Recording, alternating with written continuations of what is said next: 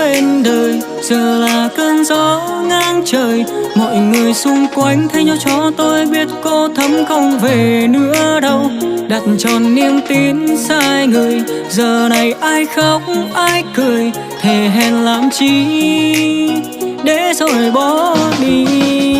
Tôi cố đem tình vun đắp, mây hóa ngang trời che lấp. Tôi vẫn nơi này đợi chờ cô về với tôi. Là vì tôi quá ngốc nghếch hay là do gia cảnh tôi nghèo? Gốc đa chỉ còn mình tôi ngồi nhìn trăng lên. Bao nhiêu ký ức một thời giờ thành cay đắng một đời.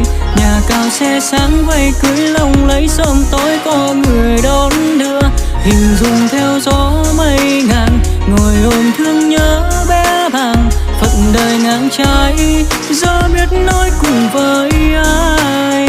Dẫu biết phân mình cay đắng, nhưng cớ sao lòng vẫn buồn. Làm phu làm thuê làm sao mơ cho được ngọc ngà. Cô thắm ngày nào bên tôi, nay khuất xa dần mất rồi. Đành thôi tôi phải quên. Tôi còn nhớ ngày cô đi, môi lâm râm nặng nhẹ. Cô vội trao chiếc nhẫn cỏ, gương mặt cô lạnh nhẹ. Thời hẹn xưa nay còn đâu khi tôi đã không còn cạnh cô. Áo gấm lưu đào cô cất bước đi giữa chốn phù phiếm nơi tầng đô.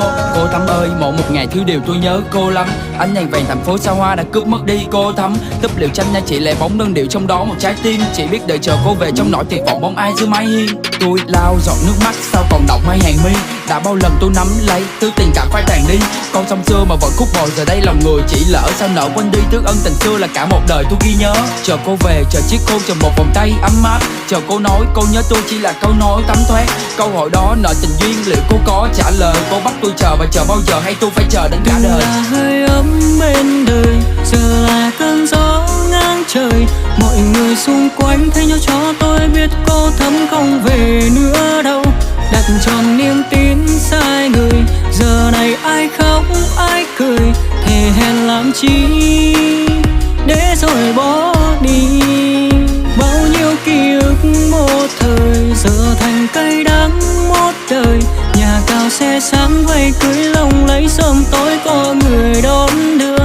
Hình dung theo gió mây ngàn, ngồi ôm thương nhớ bé bàng. Phận đời ngang trái,